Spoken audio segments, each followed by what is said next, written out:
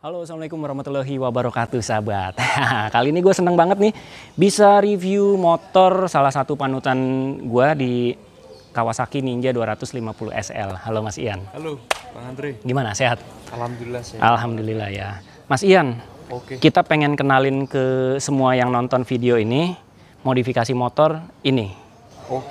Dari bagian depan dulu Mas Ian. Kira-kira apa yang udah dimodif nih di bagian bawahnya dulu? Di bagian bawah yang jelas kaki-kaki udah di repaint warna merah marun ya. Merah marun, kemudian udah terpasang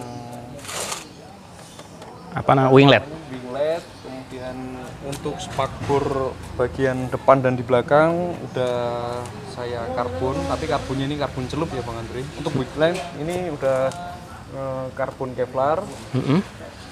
Itu untuk di kaki-kaki. Untuk pengereman saya masih standar, hanya ganti selang remnya aja pakai TDR.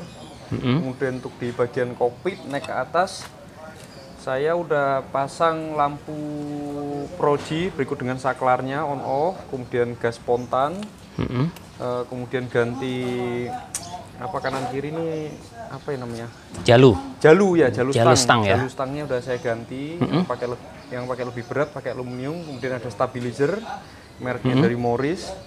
Kemudian untuk tabung rem pakai Brembo, tutupnya pakai WR3. Kemudian master rem dan master kopling saya pakai KTC. Oh, sama ini saklar ya? Iya, ini saklar apa nih? Custom? Punyanya motor Sabre, Yamaha Sabre ya? Sabre ya. Ini motor Sabre ya teman-teman. Motor Sabre. Untuk engine startnya pakai Sabre.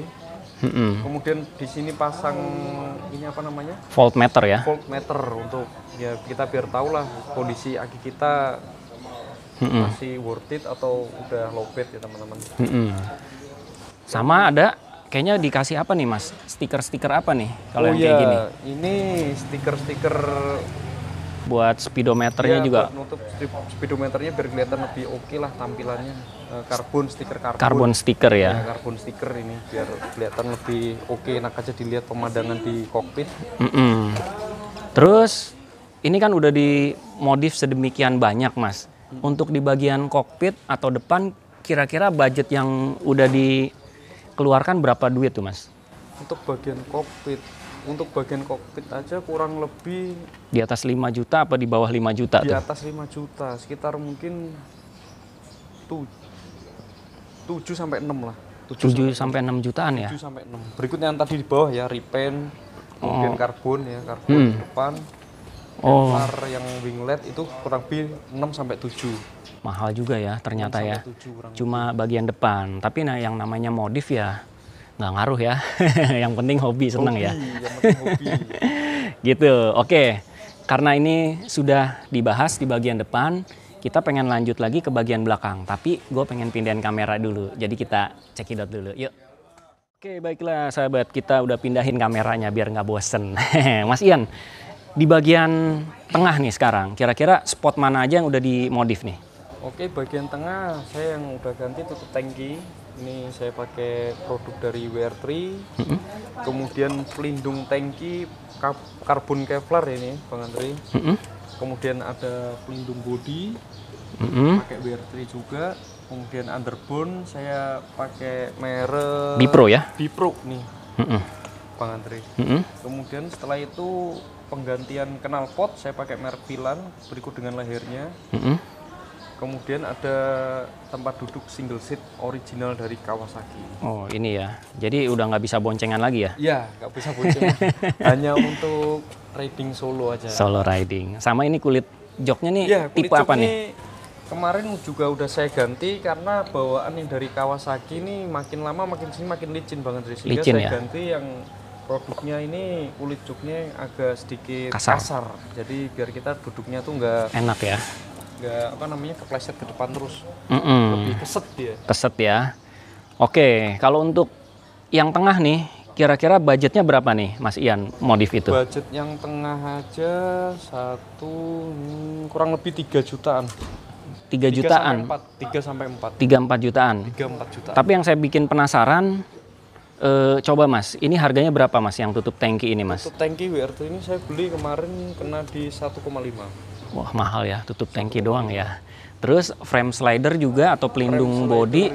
Itu hampir 1,2. Wah mahal ya. Udah kelihatan hampir 2 juta lebih. 3 juta. Iya. Kalau knalpot di bawah 2 juta apa di atas? Full system ini kemarin di bawah 2 juta. Oh di bawah 2 juta ya. Oke lah. Jadi ya lumayan sih ya, lumayan oke ya kalau misalkan modif-modif itu jangan sayang duit. Ya Mas Ian ya. Oke, sekarang yang bikin nyentrik dan mantep ini Mas Ian buat plat nomornya. Iya. Ini harga berapa terus beli di mana nih Mas? Untuk dudukan plat nomor ini kurang lebih saya beli online, harganya kalau tidak salah tuh sekitar 200.000 atau 300 gitu Bang Andre. Itu berikut sama lampu sen? Oh lampu sen terpisah, ini lampu sen sekitar terpisah 150. Ya? Oh gitu, saya pikir ini kan ada yang jual juga ya ini berikut lampu sennya. Tapi dia lampu sen ini kan hanya dudukannya aja Bang. Ini kan ini dudukan plat nomor, kemudian untuk lampu sen kita beli sendiri. Jadi dia hanya menyiapkan dudukan plat nomornya. Oh gitu, sama dudukan lampu sennya ya? Iya betul. Oh gitu, kayaknya nih. Terpisah untuk lampu sen dan dudukannya plat nomor ini terpisah. Cuman untuk pembeliannya ya masing-masing, ini beli sendiri, ini beli sendiri. Oh gitu ya. Nggak nyatu. Nggak nyatu ya. Oke baiklah, ini bakalan sebenarnya kalau gua nge-review motor yang keren-keren itu bakalan jadi inspirasi buat diri gua pribadi sama buat kalian semua yang nonton. Salah satunya ini nih. Ini plat nomor kayaknya perlu ditempelin kayak gini nih Mas Ian buat biar tambah safety ya kalau misalkan ketemu razia atau apa kan tetap ada plat nomor. Oke. Sekarang kita pengen gue pengen coba naikin, dudukin impresinya kayak gimana, rasanya gimana, sama dengerin suara motornya Mas Ian ya. Boleh. Oke, tapi sekali lagi kita ganti spot dulu, oke? Cekidot lagi. Nah, baiklah sahabat, kita lanjut ke sesi berikutnya Mas Ian.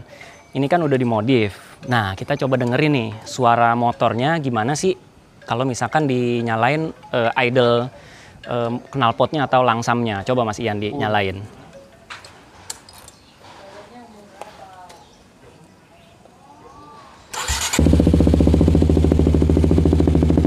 Wes, mantep ya. Saya dudukin boleh? Boleh. Oke, dudukin dulu ya. Wih, gila. Enak banget nih ternyata pakai underbone. Coba saya geber dikit boleh Mas ya?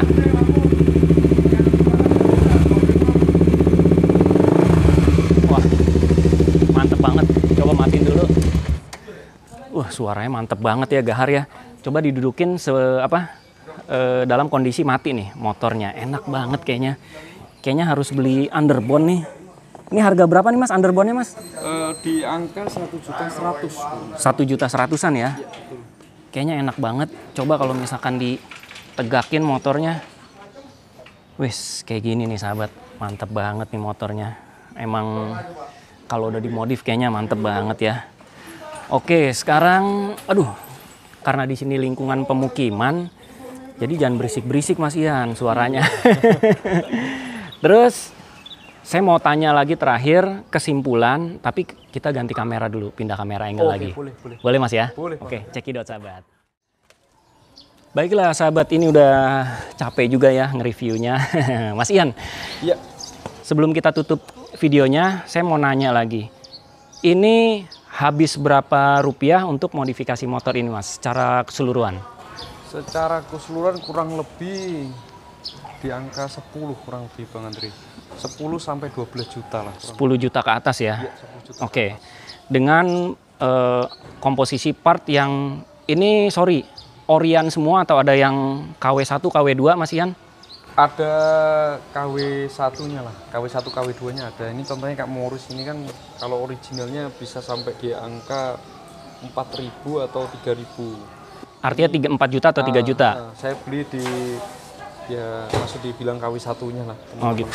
Di angka kemarin saya dapat di angka kurang lebih 1 jutaan Bang Andre. 1 jutaan ya. Oke, jadi overall secara keseluruhan ini modifikasinya dengan beberapa part-part yang memang original. Walaupun ada 1-2 yang memang nggak ori gitu ya. Dalam artian kayak misalkan lampu sen. Lampu sen mungkin ini yang aftermarket yang biasa gitu, yang harga 100 ribuan sekian gitu Mas Ian ya. Iya. Oke, angkanya modifikasi di antara 10 sampai 12 jutaan. Menurut Mas Ian udah cukup puas dengan motor ini? Kalau dibilang puas, pasti suatu saat ada yang pengen dirubah lagi Bang Andre.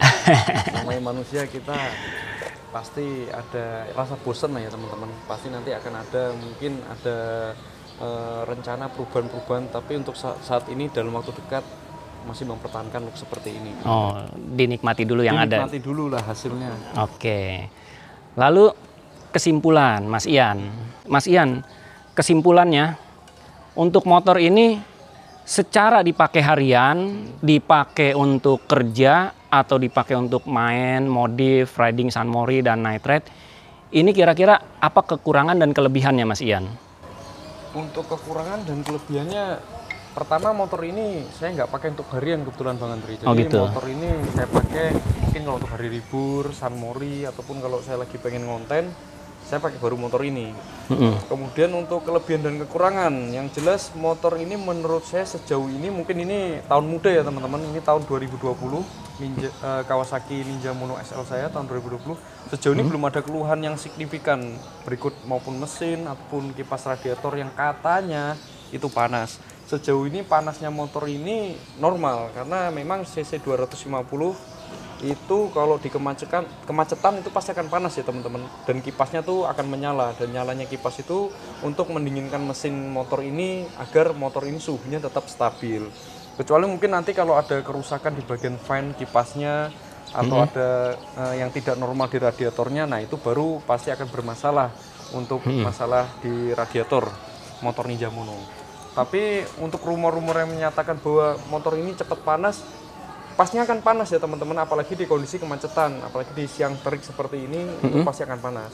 Dan itulah tugasnya salah satu kipas untuk mendinginkan suhu mesin. Dan menurut saya hampir semua motor 250 cc itu pasti tetap akan panas Bang Andri kalau macet. Gitu ya. Betul. Jadi kendala-kendala yang bilang motor ini begitu, motor itu begini, atau hal-hal lainnya itu sama sekali belum dirasakan sama Mas Ian ya? Belum ada. Yang saya arahkan sejauh ini ya banyak kelebihannya, karena saya naik motor ini tingkat kepedean saya meningkat, kepercayaan diri ya kan, tingkat ketampanan ya kan pasti bertambah ya teman-teman. Yang jelas motor ini handlingnya enak, untuk di jalan yang sempit-sempit ini motor ini manuvernya cukup mudah untuk dikendarai. Dan motor ini juga torsinya gede Bang Andre. Jadi saya sangat senang sekali dengan motor ini. Ninja 2,5 1 silinder, torsinya mantap ya teman-teman. Oke, jadi itu aja sahabat. Buat kalian yang masih penasaran, ragu-ragu, dan masih cari-cari ilmu tentang motor Kawasaki Ninja 250 SL, ditonton aja channel YouTube-nya Mas IRM MV. MV. Di YouTube ada, di Instagram ada, di TikTok ada, Facebook juga ada.